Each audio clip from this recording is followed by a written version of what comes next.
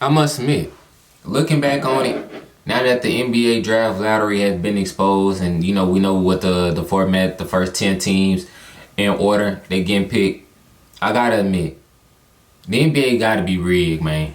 It gotta be. And with that being said, the Dallas Mavericks, they fortunately they won the trade. They won that Luka Doncic trade because when you look at it, they got a #1 draft pick in this coming draft. And before I get into that, how the hell they even get the #1 draft pick? They had a 1.8 percent chance to get a #1 draft pick, and they got the draft pick. That don't sound fishy to y'all. After they just traded Luka Doncic, they cornerstone franchise player, missed the playoffs. 1.8% chance to get a number one pick, and they end up with the #1 pick. Yeah, some ain't adding up. But to get back to my original point, the Dallas Mavericks, they won this trade. Because even though I just said it might be rigged, they still got the #1 pick. They still got Kyrie Irving on their roster. They still got Anthony Davis. They still got a team that's built for the playoffs. That's still ready to compete for NBA Finals. And while I'm saying they won this trade, because even though they traded somebody like Luka Doncic and the type of player and the statue that he is, you guys still, like I said, you got Kyrie Irving. You still got Klay Thompson. You still got Anthony Davis. You still got Derek Lively. You still got Gafford. You still got PJ Washington. You add a #1 draft pick where you can either draft Cooper Flag, or in order to give you more assets to be able to trade. Or you could trade that #1 pick. Wherever way the Dallas Mavericks choose to do with that #1 pick, it's a win-win. Because look, teams are gonna be on the phone calling for that #1 draft pick. Like if I was the Suns, and I heard rumors with KD, Dallas Mavericks, they was interested in getting KD on the team or whoever. They can do whatever they like now. They got the assets, they got the players. Now with that #1 draft pick, the ball is in Nico Harrison court, where he have so much leeway and so much what's the word I'm looking for? He got so much leeway. And he got the keys. He can move everything at will now. Cause that #1 draft pick gonna change a lot of things. Cause a lot of teams want a Cooper Flag and need a Cooper Flag.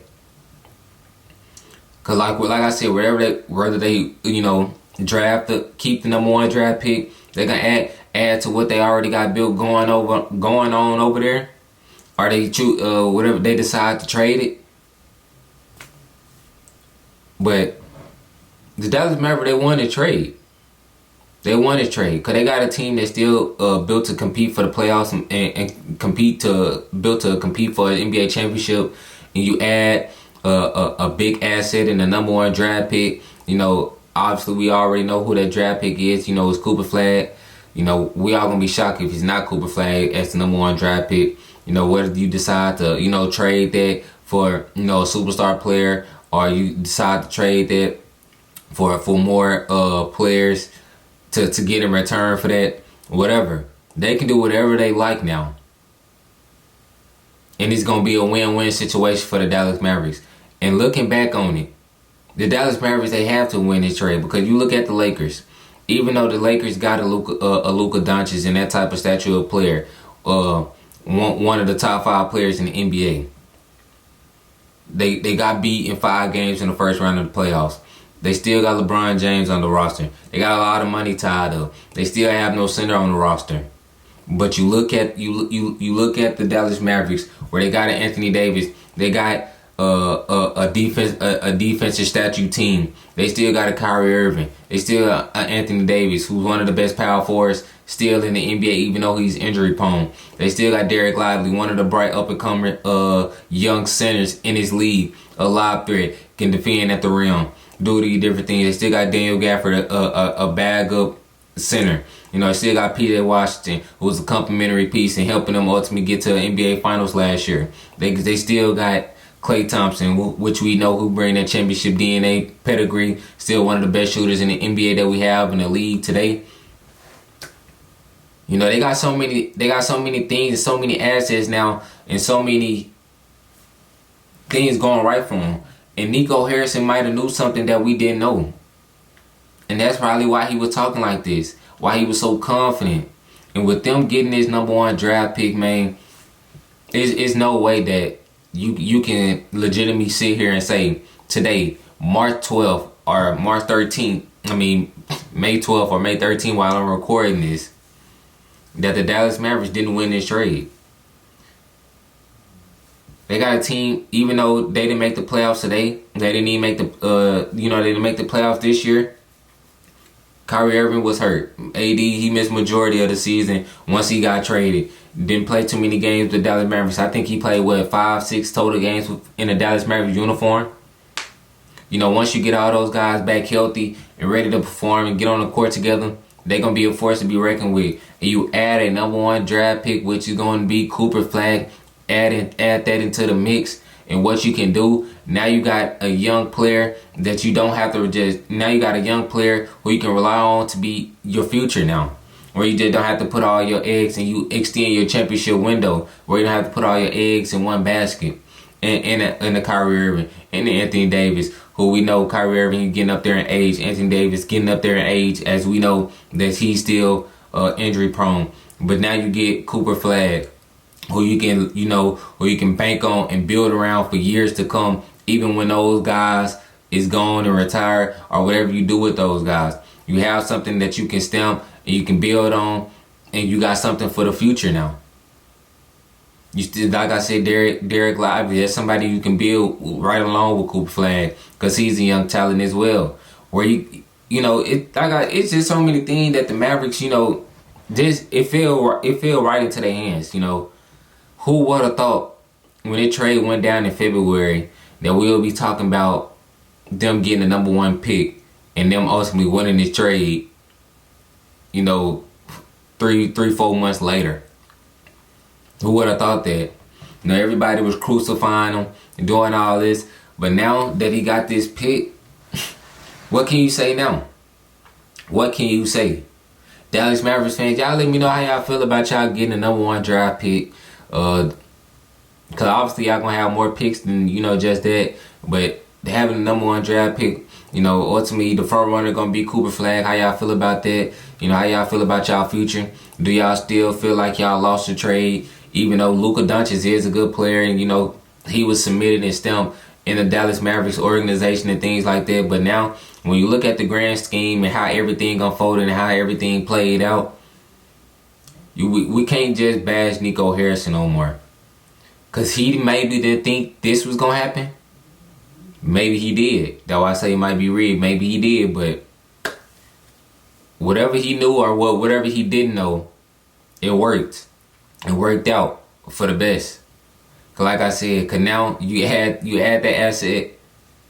You open the doors up for so many more avenues to improve now. Whether you can keep that draft pick, get Cooper Flag, and you can just gradually build him up. Now you have a cornerstone, a new face of your franchise that you can build on for years to come. That you believe in, that you can trust, and things like that.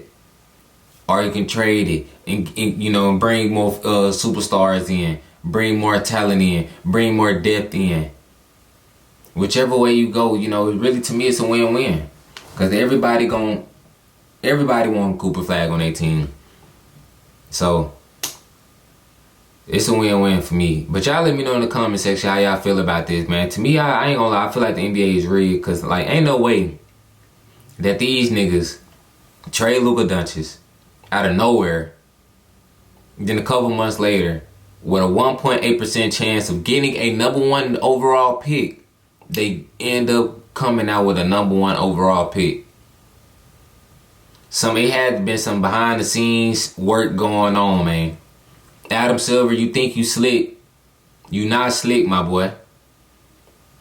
You think we all stupid, huh?